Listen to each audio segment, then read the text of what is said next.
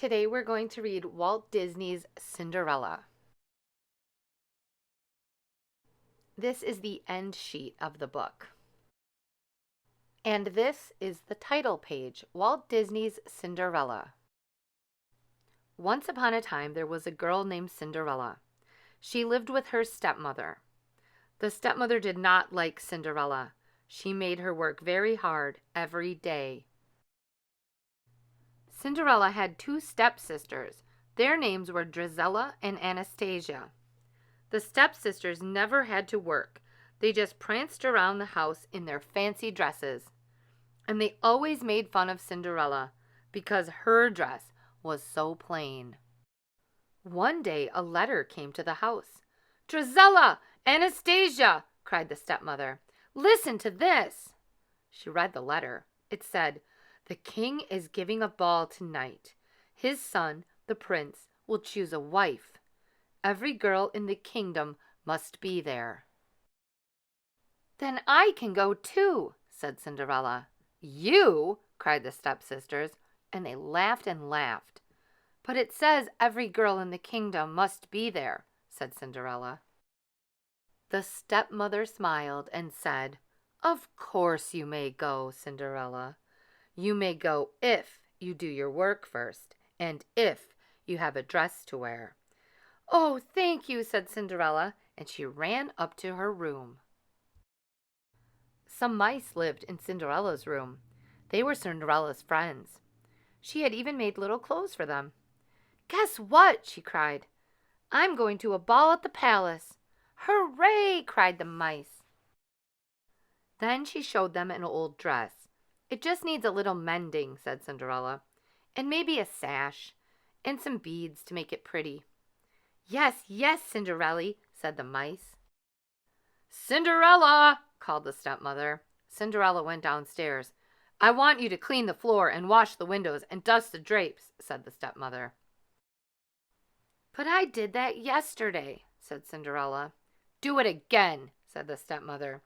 Cinderella worked as fast as she could, but there was always one more thing to do. "Cinderella! Cinderella! Cinderella!" "Oh dear," said Cinderella. "I will never have time to mend my dress." "They make Cinderella work, work, work," said a fat mouse named Gus. "She will have no time to fix her dress," said a skinny mouse named Jack. "We can do it," cried the mice. "We can fix Cinderella's dress."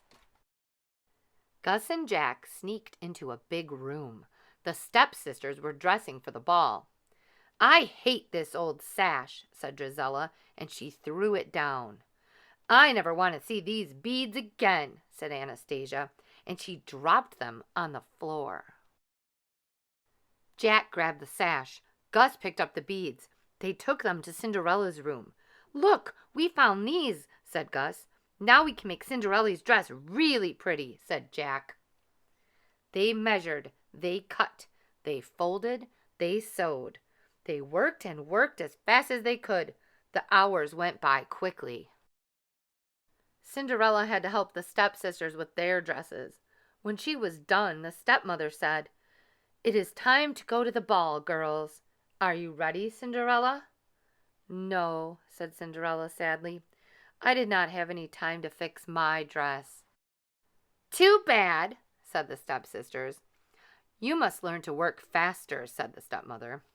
They watched Cinderella go up to her room. When Cinderella opened the door, she saw something wonderful. Her dress was ready. "Surprise!" cried the mice. "It's the prettiest dress I've ever seen," said Cinderella, and she put it on. Cinderella ran down the stairs. "Wait," she called. "I can go now. I have a dress." The stepmother and the stepsisters could not believe their eyes. "My sash!" cried Drizella. "My beads!" cried Anastasia. They ripped off the sash and pulled off the beads. Cinderella's dress was ruined. "Come along, girls," said the stepmother. "The prince is waiting for you." And off they went to the palace. Cinderella was left behind. Cinderella ran into the garden. The mice ran after her. "How I did wish to go to the ball," said Cinderella, "but it is no use. Wishes never come true." "Never, my dear?" said a voice. Cinderella looked up. There was a little woman with a wand. "I am your fairy godmother," she said. "I am here to give you your wish." "Now let me see," said the fairy godmother. "I need a pumpkin and a horse and a dog. What luck! They are right here.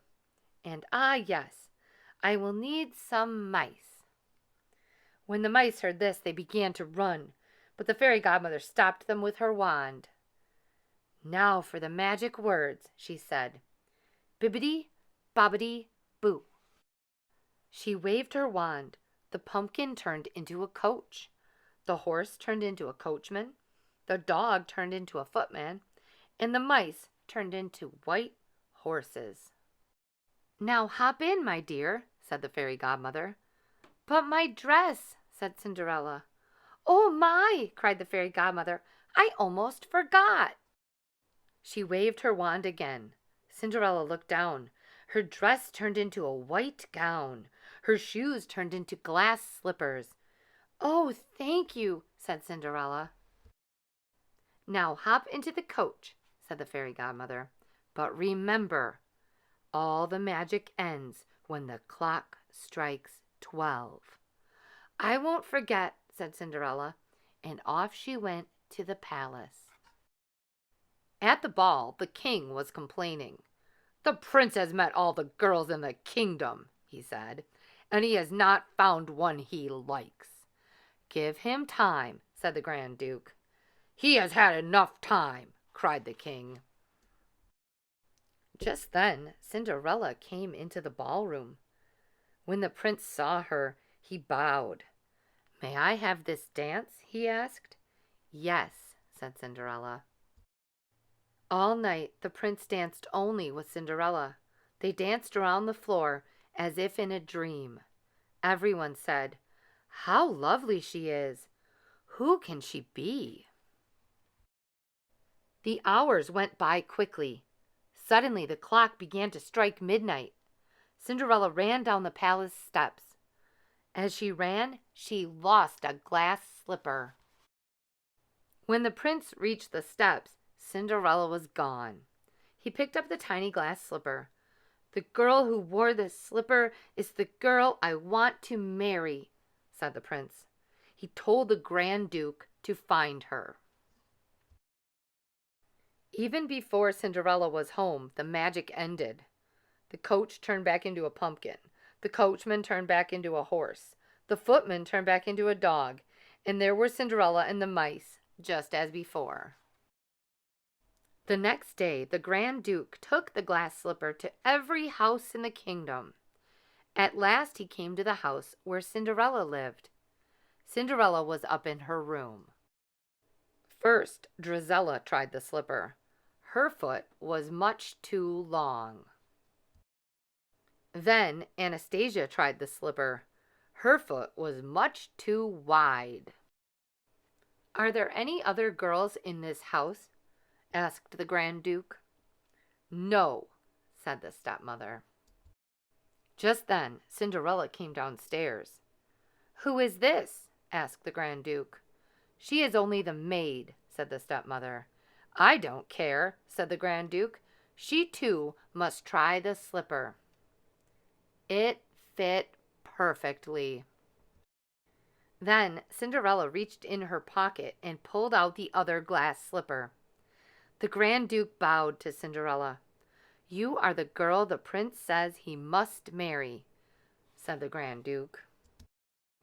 So Cinderella went to the palace and married the prince, and they lived happily ever after. Please remember to have your parents subscribe so you never miss a new story. As always, I miss you, I love you, and I'll speak to you soon.